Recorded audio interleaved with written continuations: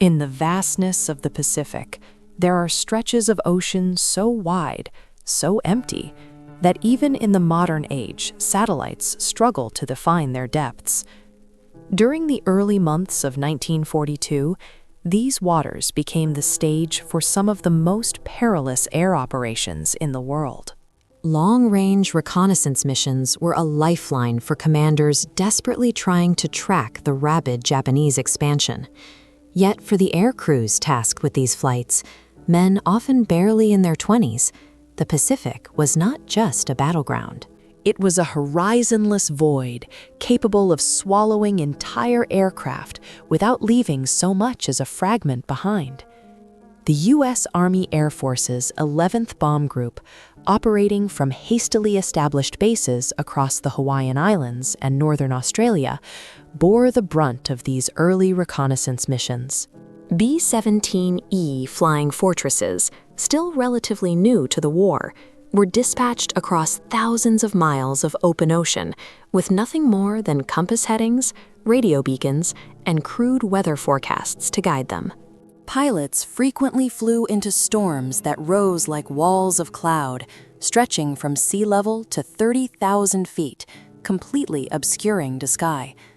In these conditions, any mechanical failure, any navigational misstep could mean the difference between returning home and vanishing forever.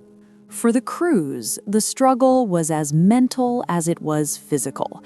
Navigators reported feeling disoriented after hours of staring at featureless waves. Radio men fought to maintain signal clarity as electrical storms crackled across the sky.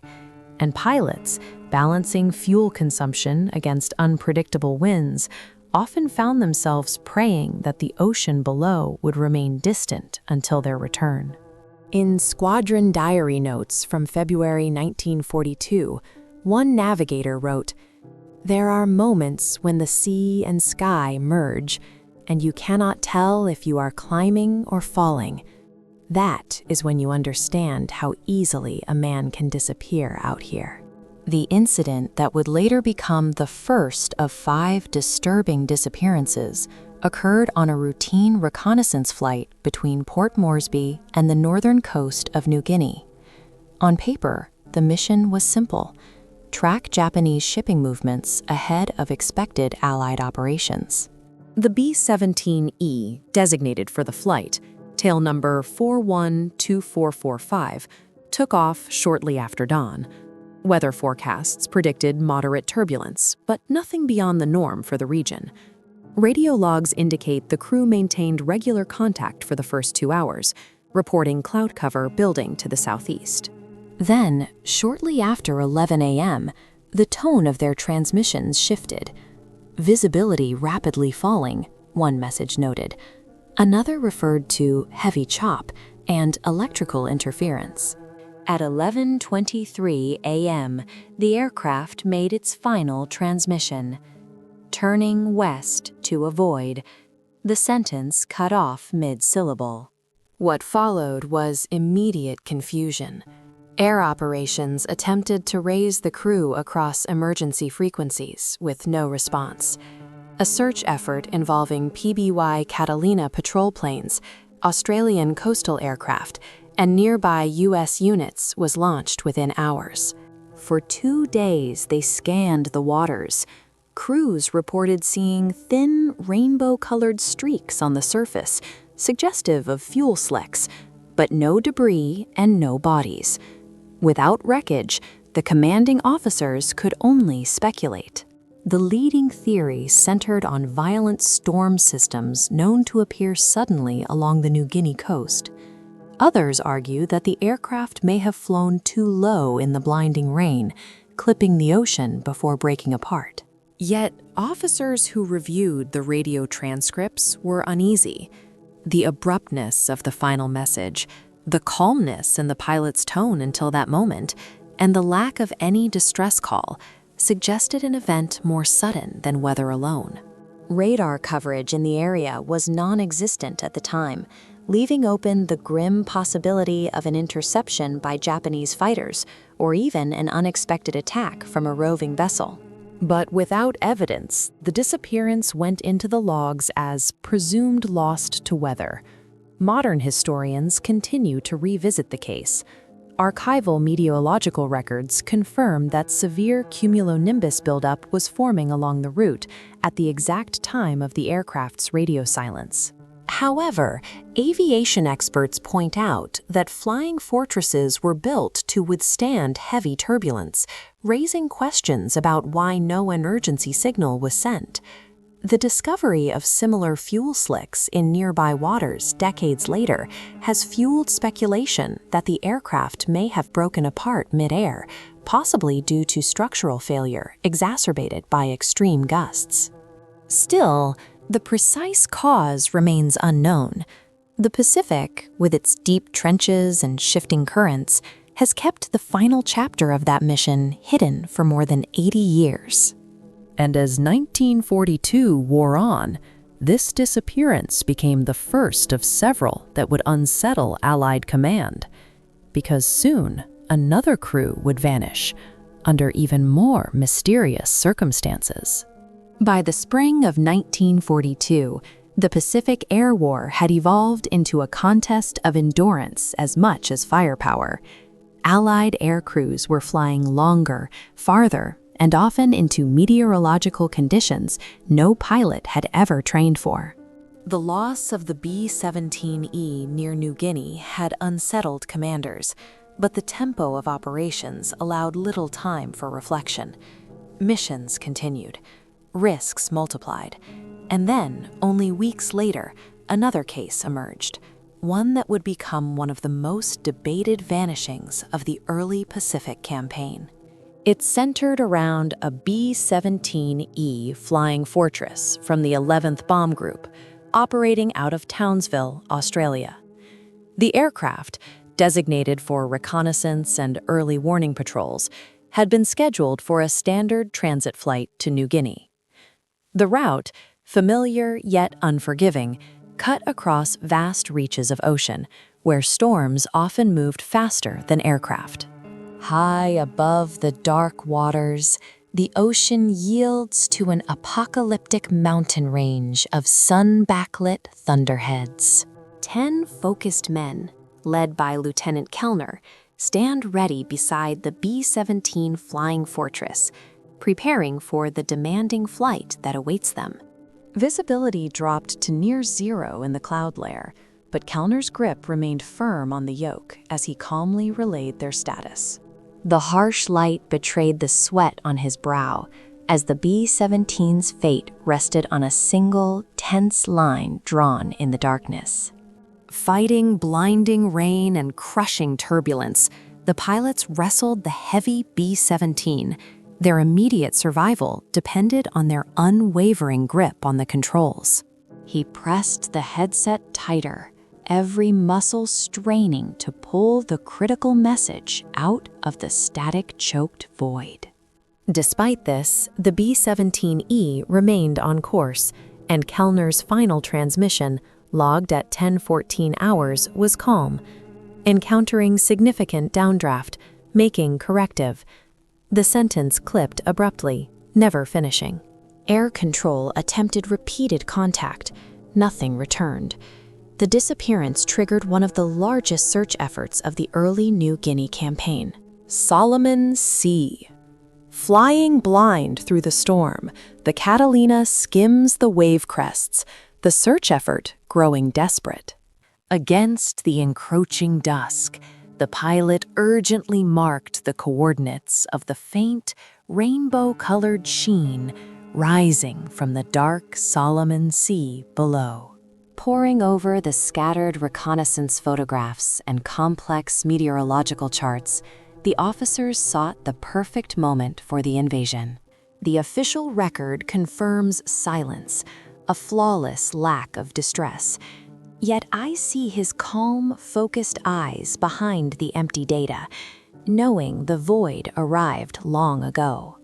In 1946, analysts cross-referenced recovered handwritten flight logs with historical photographs to reconstruct the operational reality of the legendary Zero fighter patrols. Some historians argue that Japanese pilots, focused on their primary objectives, may not have reported brief engagements over open water. Others maintain that the weather alone could have masked any evidence of aerial combat. One RAAF intelligence officer wrote in his 1943 notebook, "Out here, the line between weather loss and enemy action can be as thin as a radio wire." Adding to the intrigue was a set of diary notes later recovered from another 11th Bomb Group navigator. The entries described the same weather system Kellner encountered: severe updraft, instruments fluctuating, lightning so close it shakes the fuselage. The ghost paths of obsolete flight plans lay mapped directly across the supercell's turbulent eye. Yet aviation analysts argue that even severe turbulence rarely causes a well-maintained B-17 to disappear without trace. The absence of floating wreckage remains the most troubling detail. As the search effort ended with no answers, the loss of Lieutenant Kellner's crew echoed across Allied airfields. It was the second unexplained disappearance in as many months, and although officially attributed to weather, the abrupt radio silence and lack of debris left a lingering unease, a sense that not all factors had been accounted for. In the Pacific, uncertainty was becoming a pattern, and soon another aircraft, this time a PBY Catalina, would vanish under circumstances even more unsettling. By mid-1943, the Pacific War had entered a new, unforgiving phase. The Solomon Islands, once little more than scattered jungle chains, had become the center of relentless air, sea, and ground combat. Radar stations were still primitive, maps were incomplete, and the distances between outposts were measured not in miles, but in hours of fuel, sweat, and tension. It was during this period that one of the most unsettling disappearances occurred, involving a U.S. Navy PBY Catalina flying a night patrol north of the Solomons. Unlike previous vanishings attributed to storms or daylight reconnaissance, this incident happened in the shadows, in the hours when even experienced navigators admitted the ocean played tricks on the mind. The Catalina belonged to Patrol Squadron VP-23, operating out of Halavo Bay on Florida Island. Their aircraft, slow, durable, and capable of extraordinary range, were the backbone of reconnaissance and rescue missions throughout the region, but they were also prime targets. Japanese units in the northern Solomons had begun deploying night fighters, including specialized variants of the A6M0, tasked specifically with intercepting Allied patrol planes. This reality shaped every pre-mission briefing. On the evening of July 16, 1943, Lieutenant J.G. Ernest McCaffrey and his 9-man crew prepared for what was expected to be a standard nocturnal surveillance flight. Their route would take them from Florida Island toward the northern waters near Choiseul, an area suspected of covert Japanese supply activity. Weather forecasts were favorable: scattered clouds, light winds, excellent visibility. Still, night flying in a PBY remained a treacherous affair. The aircraft's engines hummed steadily but loudly, masking subtle changes in airflow. Blackness surrounded the cockpit, and the ocean, reflecting the starless sky, became indistinguishable from the air above it. Shortly after 2140 hours, McCaffrey reported clearing Halavo Bay and climbing to patrol altitude. His voice was calm, routine, almost dull in its normalcy. For the next hour, the crew maintained scheduled radio checks. The radio man relayed minor observations: no enemy contacts, minimal cloud, and what appeared to be isolated fishing boats far below. Nothing indicated trouble. Then, around 22:58, the tension began to ripen. Two scouts stationed on Vela La Vela later recounted hearing an aircraft pass overhead. a low, droning engine, followed by an abrupt sputter, then silence. They heard no explosion, no crash, no further sound. At roughly the same time, an Allied coast watcher on Kolam Bangara reported seeing an aircraft navigation light flicker, then disappear behind cloud. His report was vague, but the timing aligned precisely with the Catalina's projected flight path. When McCaffrey missed his 2310 radio check-in, operations assumed he was adjusting to avoid cloud cover. Missing a single call wasn't unusual, but when the 2325 and 2340 checks passed without a word, the situation shifted from inconvenience to alarm. By midnight, the Catalina was officially overdue. Patrol craft were scrambled before dawn. The search was methodical. For 2 days, Catalinas, PT boats, and Australian reconnaissance aircraft swept the area. Conditions were ideal. The ocean was calm. Visibility was clear. Yet nothing. No oil slick, no floating debris, no life raft surfaced. The sea was behaving as though no aircraft had ever passed above it. Investigators soon found themselves mired in conflicting clues. The Coast Watcher's account suggested the aircraft might have entered a cloud bank and lost visual reference, potentially descending without realizing it. In moonless darkness, this was plausible. Even seasoned pilots could be fooled by spatial disorientation. But the scouts' report of engine sputtering complicated that theory. Mechanical failure, fuel contamination, carburetor icing, each possibility was examined. Then came the more disturbing question. Had the aircraft been intercepted? Japanese records after the war provided limited but provocative information. Though no formal claim was made for downing a Catalina that night, a surviving logbook from the 251st Air Group indicated that 2 night fighters had been dispatched north of Kolam Bangara around the same time frame. Their mission: intercept unidentified Allied aircraft. Unfortunately, their combat reports for the evening were sparse and incomplete, common for night operations, especially during the chaos of retreating Japanese forces in 1943. One intelligence officer from the Royal Australian Air Force, reviewing the case months later, wrote, "The absence of wreckage suggests a catastrophic mid-air failure or a controlled ditching unseen by local observers." But the accounts of engine sputtering raise the possibility of hostile engagement or fuel system compromise. The evidence favors neither conclusively.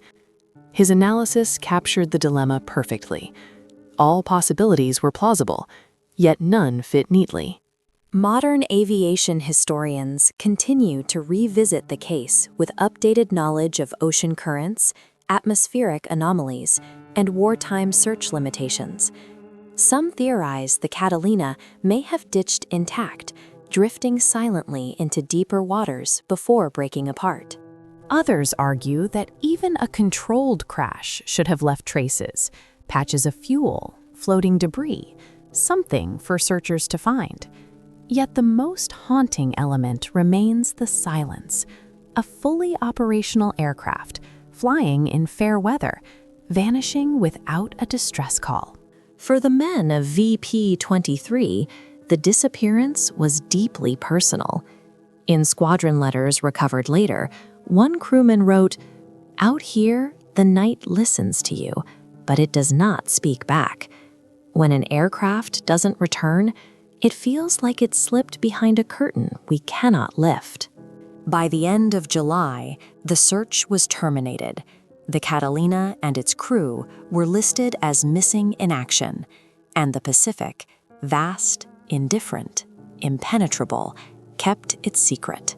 But the pattern of vanishings was far from over. Soon, a much larger aircraft, a B-24 Liberator, would disappear in daylight under circumstances even more unsettling. By early 1944, the Pacific Air War had shifted dramatically. The Allies were no longer clinging to scattered outposts. They were advancing, island by island, Runway by runway, the momentum had turned. Yet, with expansion came new risks. Supply flights, once short and local, now stretched across contested skies, where Japanese fighters, anti-aircraft positions, and treacherous weather systems created a deadly combination. It was during this tenuous period that one of the most perplexing disappearances occurred: the loss of a B-24 Liberator from the U.S. 5th Air Force during a critical resupply mission to resistance fighters in the central Philippines. The aircraft belonged to the 528th Bomb Squadron, operating from Nadzab Airfield in New Guinea. B-24 Liberators were powerful, long-range machines capable of carrying heavy loads of cargo or ordnance, making them ideal for clandestine drops to guerrilla forces resisting Japanese occupation. But the missions were perilous. Crews flew low to avoid radar, navigated through mountainous terrain, and often carried minimal weaponry to maximize cargo capacity. The B-24, scheduled for the February 6th resupply run, call sign Hawkeye 2, was staffed by an experienced crew, led by Captain Arthur D. Hale, a steady, meticulously trained pilot known for his calm under pressure. Their mission briefing emphasized the risks. Japanese Zero fighters had been increasingly active over the Visayas, and new intelligence suggested that at least one enemy squadron had redeployed south from Luzon only days prior. Still, the operation was deemed essential. Guerrilla leaders near Panay Island were running dangerously low on ammunition and radio batteries, vital for coordinating intelligence efforts with the Allies. At 10:12 hours, Hawkeye 2 lifted off from Nadzab. Weather along the initial route was clear. For the first 2 hours, radio logs reflected routine status reports, altitude adjustments, fuel checks, and the expected cloud buildup along the Philippine Sea. The crew sounded relaxed. Then, at 12:47, the tone of the transmissions shifted. Shadowing aircraft at high altitude, possibly ours, continuing course. This radio message, tersely delivered by the navigator, was the first sign of something unusual. Allied Air Command later confirmed no friendly aircraft were operating in that sector at the time. At 12:53, the pilot issued another message: still being tailed, hard to identify, no engagement. Those words, calm but edged with tension, were the last unbroken transmission from the crew. 8 minutes later came the final, chilling fragment. Descending to 3,000, target in sight, being approached. The broadcast clipped abruptly, mid-sentence. No further updates followed. When the B-24 failed to make its scheduled post-drop check-in, emergency protocols began. Units from the 5th Air Force and the Royal Australian Air Force were notified. By dawn the next day, searches had begun over the projected flight path and surrounding waters. The operation lasted 4 days. Calm seas allowed for exceptional visibility. Yet, as in previous cases, no wreckage emerged. Not a wing fragment, not a raft, not a scrap of parachute fabric. Investigators turned to the radio logs, hoping to build a clearer picture. The mention of a shadowing aircraft raised immediate suspicion of enemy fighters.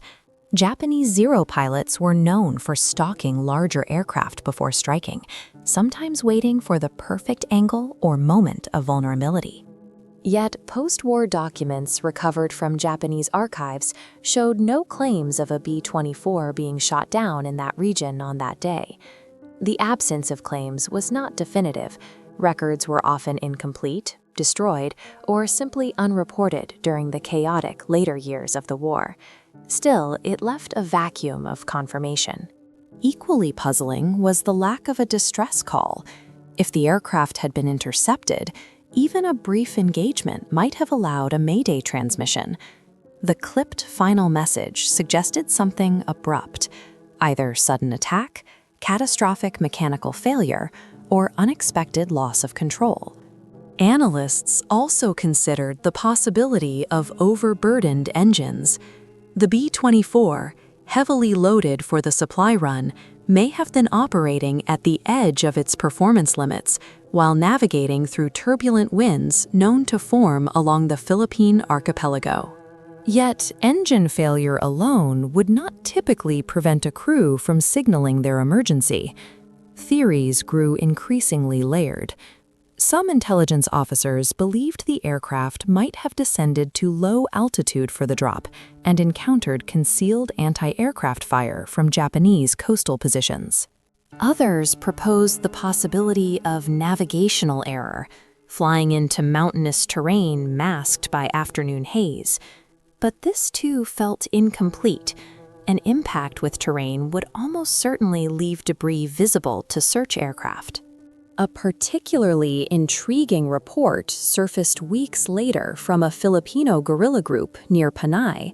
They claimed to have heard distant aircraft engines, followed by what sounded like rapid machine gun fire.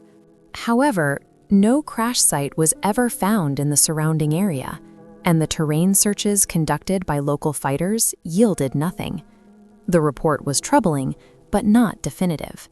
Modern analysts looking back at the disappearance focus on one detail: the suddenness of the final message.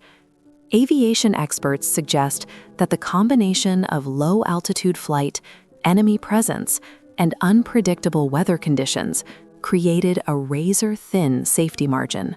A single miscalculation could result in disaster, especially in an aircraft as heavily loaded as a B-24 Liberator. Yet the truth remains elusive. The Pacific, with its labyrinth of islands, deep channels, and dense jungles, has swallowed countless wartime wrecks. Hawkeye 2 and its crew simply joined the ranks of the missing, leaving behind a trail of questions and a single clipped transmission, the last echo of a mission that never returned.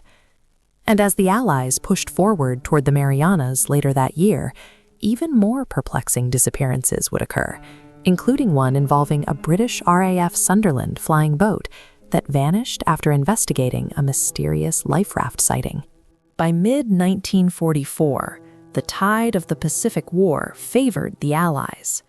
The leapfrogging strategy across the Central Pacific had begun to fracture Japan's defensive perimeter, pushing the front ever closer to the Marianas. But victories brought complications. As naval traffic expanded and air corridors stretched across newly contested waters, Allied patrol aircraft took on a new and vital responsibility: safeguarding the long supply and invasion routes feeding the advance. Among these watchful guardians was one of the most reliable maritime aircraft of the war, the British RAF Sunderland flying boat. And it was one of these very aircraft, serving alongside U.S. naval units, that would vanish under circumstances so unusual that post-war investigators struggled to categorize the disappearance at all. The aircraft belonged to No. 230 Squadron RAF, temporarily operating from a joint seaplane anchorage established with U.S. forces near Manus Island.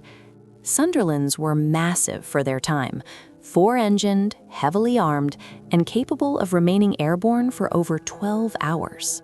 Their presence in Allied convoys was a source of reassurance.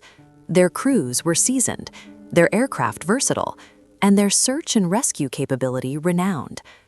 The mission on June 11, 1944, however, was expected to be uneventful: a broad escort patrol ahead of an approaching resupply convoy, and routine observation of isolated currents where Japanese submarines had been spotted weeks prior. At 07:26 hours, Flight Lieutenant Gerald Whitcomb lifted the Sunderland from calm lagoon waters. Weather conditions were close to perfect. The morning sun shimmered across the sea's surface, and wind shears were minimal. Ideal flying weather. Around 09 hours, the aircraft reported passing over a long, empty expanse northwest of Manus. The radio man's voice was relaxed as he transmitted. Visibility excellent. No contact. For the next hour, all communications were standard: position updates, cloud altitudes, fuel checks. Then, at 10:18, the tone shifted. "We're investigating possible raft sighting, altering course for closer look." That message, calm but deliberate, became the anchor of the entire mystery. Allied command immediately recorded the coordinates and waited for follow-up. Routine procedure dictated that a reconnaissance of floating debris or rafts should take only minutes.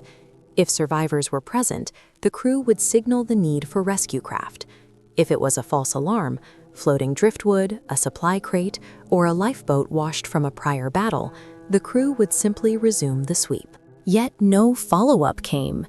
At 10:37 hours, when no second report arrived, operations transmitted a check-in request.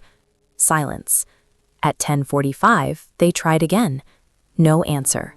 By 11 hours, the Sunderland was officially overdue for communication, an unusual but not unprecedented delay. But when the aircraft missed its next scheduled position broadcast entirely, it became clear something had gone terribly wrong. A search was launched within the hour. Multiple U.S. Navy Catalinas, an RAF Buford, and even destroyers from the nearby convoy joined the effort. The weather remained pristine. Clear skies, steady sunlight, calm seas. Conditions were ideal for locating a downed aircraft or survivors. Yet, as one search pilot later noted, it was as if the ocean had swallowed its own reflection. No debris, no oil slicks, no dye markers, no sound of emergency beacons. Nothing. Investigators turned first to the initial raft sighting. Could it have been a Japanese decoy? Japanese submarine crews occasionally deployed rafts or false debris fields to lure Allied aircraft into low, vulnerable flight paths. While rare, documented cases existed, particularly in the Indian Ocean. But if the Sunderland had been ambushed by a surfaced submarine, searchers expected at least some trace: burned wreckage, floating equipment, or even a survivor clinging to debris. None appeared. Another possibility was sudden weather. The Pacific was notorious for generating microsqualls, violent, compact storm cells that could materialize and vanish within minutes. Yet every aircraft in the area reported the same thing: tranquil skies. Meteorological reviews decades later confirmed that no storm systems were detected within 200 miles of the incident. Mechanical failure. Engines on the Sunderland were robust, and a catastrophic structural failure was exceedingly rare. Even if one engine failed, the aircraft could remain airborne long enough to signal distress. A double engine failure could force a landing, but a water landing was what the Sunderland was designed for. In such a scenario, the aircraft would remain afloat long enough to deploy rafts or flares. Yet the lack of any distress signal made this explanation feel insufficient. One intelligence theory suggested a sudden attack from an undetected Japanese night fighter detachment operating during daylight hours, a desperate tactic sometimes used during the Marianas counteroffensive. But Japanese records recovered after the war showed no fighter operations in that sector. Submarine logs from the surviving archives likewise revealed no activity near the Sunderland's last known coordinates. Modern historians have examined satellite-mapped seabed contours of the region. Enormous trenches drop thousands of feet within short distances. A heavy flying boat that ditched at high speed could plausibly sink whole in minutes, dragged downward before rafts or debris could escape the fuselage. But what would cause such a high-speed impact in clear weather? Spatial disorientation seems unlikely in bright daylight. A pilot of Whitcomb's experience wouldn't mistake altitude so drastically. The most unsettling detail remains the final radio message, the calm intent to investigate a raft. Something awaited them there. Something unusual enough to divert a massive aircraft mid-mission. what the crew saw that morning remains unknown. As one RAF officer wrote in a debriefing note months later, the Sunderland carried 9 men, 4 engines, and a reputation for reliability. It does not simply vanish, and yet this one did. The incident shook both RAF and U.S. Navy patrol units, adding to a growing list of aircraft lost without trace. And before the war's end, one final disappearance, occurring months later in the same region, would leave an equally chilling legacy. By the closing months of 1945, the Pacific War was nearing its final, violent chapter. Allied forces had retaken the Philippines, neutralized major Japanese naval bases, and were pushing aircraft deeper into territory once thought unreachable. Yet the fighting remained fierce, the distances immense, and the environment brutally indifferent. Even as victory seemed near, the Pacific continued to claim aircraft and crews with an eerie sense of finality. It was in this atmosphere of triumph shadowed by lingering peril that the last of the 5 disturbing disappearances occurred. And like the others, it left behind more questions than answers. The incident involved a U.S. Army Air Force's reconnaissance aircraft from the 13th Air Force operating alongside naval intelligence units out of Peleliu. By late 1945, reconnaissance missions were critical for mapping crash sites, recovering intelligence material, and assessing coastal fortifications ahead of future operations. The aircraft for this mission was a B-25 Mitchell, a dependable medium bomber modified for long-range photographic and radar reconnaissance. Its crew of 6, led by Captain Warren McClintock, had completed over a dozen precision mapping sorties across the Western Pacific. They were seasoned, disciplined, and accustomed to flying low over unfamiliar terrain. On October 12, 1945, the crew was assigned to survey a series of small, uninhabited atolls northwest of Palau. Japanese holdout pockets were still believed to be hiding in the region, and intelligence officers hoped aerial mapping would identify any remaining cave systems, weapons caches, or signal activity. The weather briefing that morning indicated favorable conditions. Light, overcast skies with excellent visibility. The mission was classified as routine. At 08:04 hours, the B-25 lifted from Peleliu's coral runway. The crew's first transmission, sent less than 20 minutes later, reported smooth flying. Their flight path followed a crescent arc over open water, passing near a chain of reefs notorious for unexpected wind shifts. At 08:51, the navigator gave a position update. Crossing first atoll, beginning primary mapping run. Everything seemed orderly. Then, at 09:13 hours, a brief message broke the monotony. Seeing possible wreckage or shoreline debris, diverting to inspect. The phrase shoreline debris immediately caught the attention of base operations. This region was known for collecting remnants of downed aircraft, driftwood, and abandoned wartime material carried by strong currents. Command expected a follow-up within minutes. Instead, silence settled over the channel. 20 minutes passed. No update. At 09:34, operations transmitted a standard check-in request. No reply. At 09:40 and 09:45, they repeated the attempt. Still nothing. A final call at 10 o'clock drew only static. The aircraft had vanished from radio contact entirely. Within an hour, a search and rescue effort began. U.S. Navy Catalinas, RAF patrol bombers, and even 2 Marine Corps fighters joined the sweep. Weather remained ideal. Scattered clouds, and bright midday sun. For 2 days, search aircraft crisscrossed the Mitchell's assigned flight path. Crews reported seeing reefs, pristine lagoons, and long stretches of undisturbed water. But no oil slick, no floating debris, no life raft, No smoke on the horizon. Nothing. Investigators quickly focused on the last message, the possible sighting of wreckage or shoreline debris. If the crew had descended to low altitude, any miscalculation in wind shear or spatial judgment could cause the aircraft to strike the water. Yet a low-altitude crash typically left floating debris, fuel, wooden panels, survival gear, visible even hours later. The absence of such material baffled search commanders. Mechanical failure was considered, but B-25s were known for surviving even severe engine issues. A dual engine failure would prompt the pilot to glide to ditching altitude while signaling distress. No such signal came. Radar stations at Peleliu, though limited in reach, reported no unusual blips or sudden altitude drops. The aircraft simply never reappeared.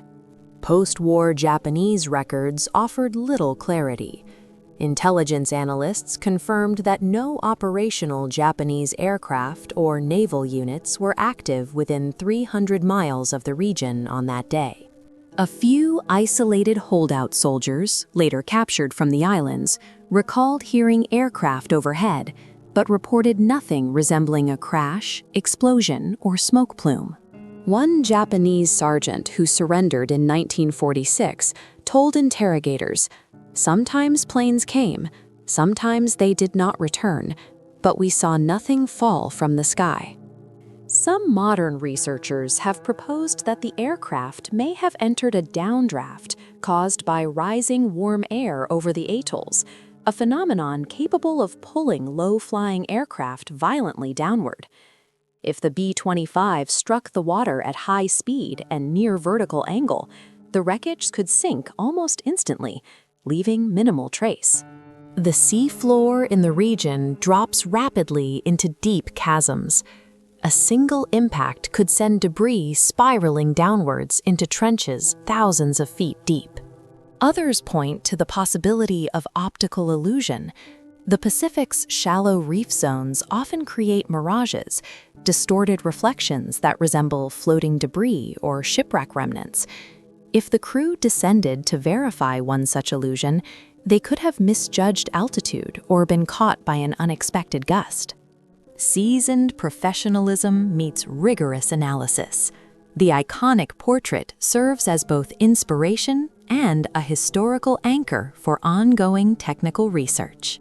An experienced crew, good weather, a routine mission, a sudden diversion to investigate something unusual, and then a silence that became permanent.